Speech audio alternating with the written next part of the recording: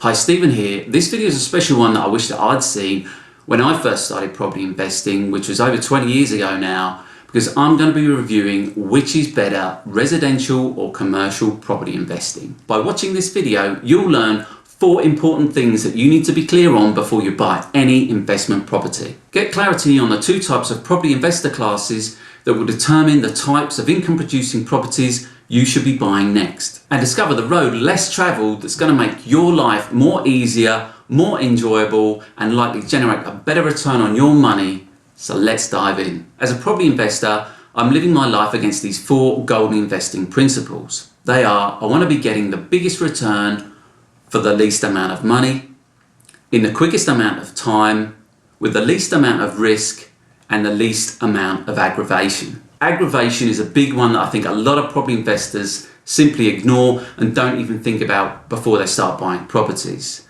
Now, if you want to relieve aggravation, smash the like button and I'm sure it'll make you feel a lot better. As you start to buy more and more properties, aggravation becomes a really important consideration. Now, when I was in my mid-20s, this kind of really hit home. I had a couple of properties in London. They were flats. One was a 2-bed, one was a 1-bed. I was renting out the 2-bed to 3 tenants, and I was renting out the 1-bed to just a single tenant. That tenant happened to be Lloyd Banks, the rapper, by the way.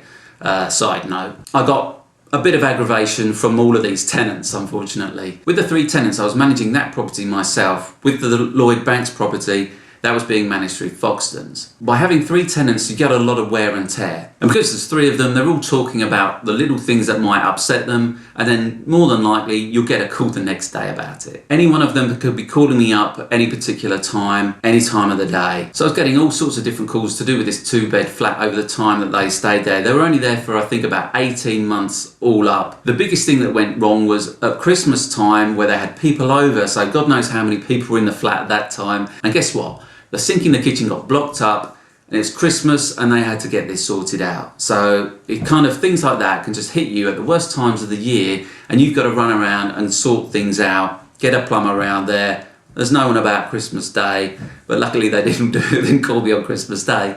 But these are the types of things that can happen at the worst points in your life, anytime, no matter what you're doing in your own life. The tenants could give you a call. With Lloyd Banks, he paid 6 months up rent. Thought he was a great tenant. The only issue I had was trying to get the keys off him at the end, because he didn't decide whether he wanted to renew or not. Just went AWOL. The Foxtons agent didn't know what was going on either. I had to take matters into my own hands, go around there, get into the property, find out what he was doing. Eventually I got through to someone, and I found out that he was subletting it, or he's letting his mate stay in there. He had all sorts of stuff left there, and he was just like, take whatever's left there, get rid of it. We signed an agreement that he was out.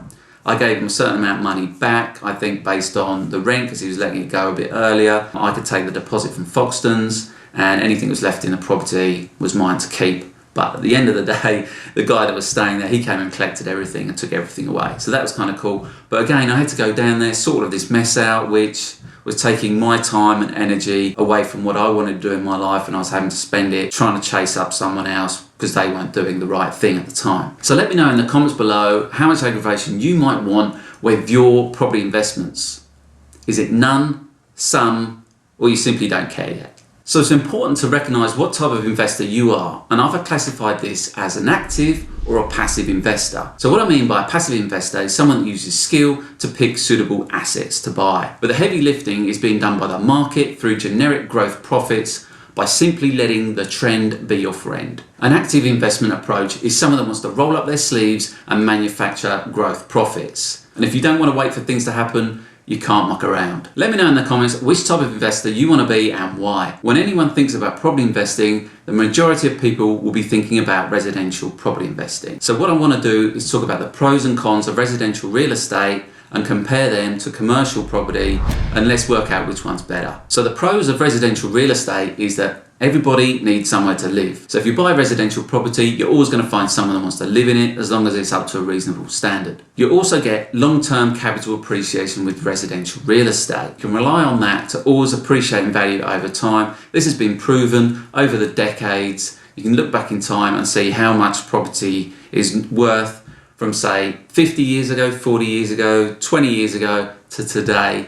it definitely always goes up in value. The other benefit of residential real estate is you can leverage your money and you can get a high loan to value ratio, which means you can put a smaller deposit down when you're buying residential property. So you can get away with as low as 10% deposit when you're buying residential property. This can be a big factor when people are just starting out on their investing journey and they haven't managed to save up a lot of money yet. That 10% may be all that they can buy, so therefore the higher loan to value ratio you can get from that residential property might make sense. The other benefit is with residential properties, you have shorter vacancy periods, shorter voids, because it normally just takes 1 or 2 months for that property to rent again. You fix it up, give it a lick of paint, refresh it a bit, and it will take just that 1 to 2 months before you got another tenant in that property. So the cons for residential real estate is that you've got residential leases, assured short hold tenancies, that can be as short as 6 months and up to 12 months. You're also liable for all repairs and maintenance on that property while the tenant's there. You're also available on call 24/7, and the two of those things together can give you a lot of aggravation. The income on residential property can also be different from month to month, mainly because you've got repairs and maintenance that could be happening. You don't know when they're going to happen, but you're liable for them. So you need to cater for that. You've not got a guaranteed amount of rent that you're going to be getting every month, because what you're collecting in your gross rent isn't necessarily the net rent that you're going to receive, because you've got these other factors to think about. Let's look at commercial now. And one of the big things about commercial is you get a higher yield. You get better cash flow with commercial properties than you do with residential properties. So that yield as an average is typically 8%, 6% maybe in major cities like London, up to 8% is the average normally that you should be able to achieve from a commercial property, whereas residential is a lot less than that. Commercial leases are also full repairing and insuring leases, and in the US they're triple net leases. Now what this means is that you've got no out-of-pocket costs. So what this means is your building's insurance paid for, your property taxes are paid for, and your maintenance and repairs are paid for. You don't have to worry about any of those things with a commercial lease. Leases also last for multiple years. So these can typically range from 3 years up to 10 years to 15, even 25 years. And then these can be renewed for, again, a similar amount of time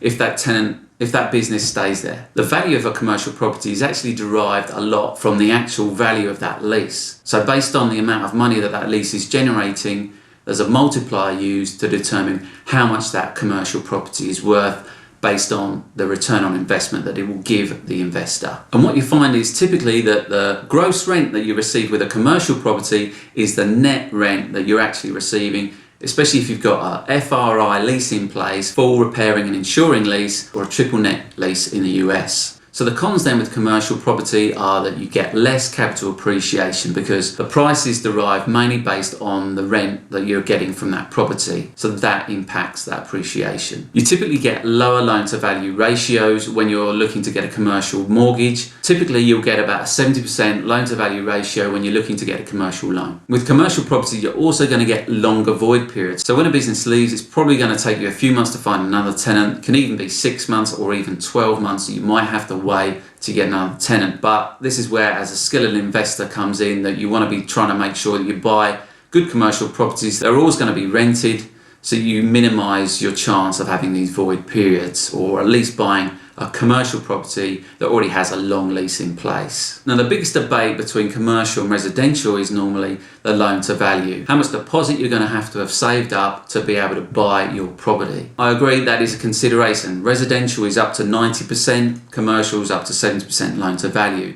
But with commercial property, you can actually be a lot more creative when you're structuring your offers. What I mean by being creative is you can actually put in place things like options, where you've got the option to buy that property, or you can use vendor finance with getting the vendor to finance you into that property so you don't have to go to a bank and get a commercial loan. Being creative in residential property is not as easy as it would be in commercial. All the agents and all the sellers and the commercial lawyers already know how to put the paperwork together to make things like options or vendor finance stand up. So I see with being creative with commercial property, it kind of neutralizes the loan to value theory. You can achieve whatever you put your mind to with commercial property. If you only got 10% down, you can still buy commercial property. You're going to have to try and get vendor finance for that property. Or you go into a joint venture with somebody else, you can secure the deal with someone else as a joint venture partner. There's multiple scenarios that you can start to structure a deal together when it comes to commercial property. You just need to be able to think of something, go and talk to a legal guy, he'll write it up, get the other seller to accept it. And this all comes down to how motivated they are to make something happen. In a seller's market, it's going to be difficult to make anything creative stick because there's loads of buyers looking to buy, so they're going to get the offer that they're after.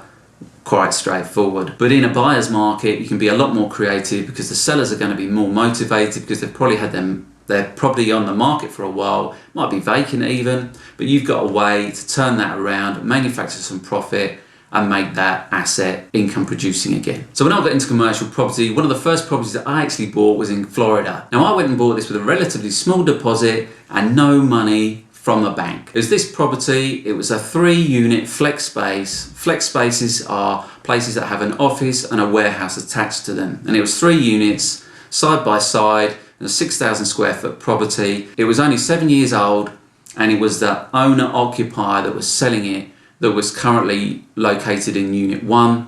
And it was on mates rates to people in Unit 2 and Unit 3. It was predominantly automotive in Unit 2 and Unit 3. And the seller was a builder. So this property was advertised at $400,000, and what I did was I put in an offer where I was going to put $75,000 down. I was going to pay interest of 3.5% over 5 years with a balloon payment in the 5th year, and I was just going to pay interest only payments during that 5-year period because I wanted to maximise my income, because my ultimate aim with buying this property was to generate cash flow. I actually went out to America and met the seller at the warehouse with the broker, and I did the deal there and then on the footsteps of the warehouse, shook his hand on it, and then we went and actually agreed the price afterwards. I just agreed the terms initially, and then I also put in a price, and he accepted the price as well, which was $375 in the end when he wanted $400,000. So one of the first things I did was offer the incumbent tenants to pay market rate, which they didn't want to do. They're on a great wicket, so they all left. I then re-advertised the property at market rates, and then that property was generating $4,000 a month. So that property was generating me $48,000 a year, which was a 64% return on my money that I put down at £75,000, because the vendor was loaning me the rest of the money at 3.5% interest rate because he just wanted to move on with his life and get on to the next stage. So my investing strategy with this commercial property was that I signed up the new tenants on triple net leases, so I was not liable for property taxes, the insurance, any maintenance or repairs. What I was getting in gross rent was the net rent that I was achieving in my bank account month after month. So I was able to buy this property for a great return with the least amount of my money being 75 grand. In the quickest time, it took me 30 days to close on this property. With the least amount of risk, it already had tenants in there, it was income producing straight away, but I knew it was in a great area that I could rent it and turn that rent around to $4,000 was the market rent per month. And also with the least amount of aggravation. It's commercial property, had them all signed up for 3 years. It was on triple net leases. I wasn't going to get any calls. There was no aggravation with this property. So that's why when I'm comparing residential property investing versus commercial property investing, I look at those 4 things, and to me, commercial property always comes out on top. And that's why my strategy now is to always buy commercial property first and foremost, because I'm looking for cash flow instead of capital appreciation, and I don't want the aggravation. And this is the way to go if you want the biggest return for your money in the quickest amount of time with the least amount of risk and the least amount of aggravation. And for those of you that are stuck on capital appreciation and still say, no, I'm going to go residential property, one other thing. Now, capital appreciation isn't ever realised until you actually sell that property. Yes, you can refinance properties and do that type of thing, but you can never get 100% of your money out of that property to go and reinvest. The only way you can do that is to sell that property. And what happens when you sell that property? You're going to be taxed on that capital gain. Here in the UK, we're taxed on capital gains. You're going to have to let go of some of that money. So therefore, you're already eroding how much money you've got from that property, how much it's appreciating value. And in the US, there is a great thing that you can do. You can do a 1031 exchange where you can sell that property, you defer your taxes, and you can go and buy another property and maximise 100% of your appreciation in the US only. But unfortunately, us here in the UK, we can't do that. So let me know in the comments whether you agree with me and if you think commercial property is the way to go for you. I'd love to know what you think about it. If you watched it all the way through, please subscribe. This would really help out my YouTube channel, and smash the like button. Thanks so much for watching. I really do appreciate it. I also have a private property Facebook group that's free to join where we can keep the conversation going. So feel free to join that. Feel free to follow me on Instagram and see what I'm up to over there, and I'll see you next time.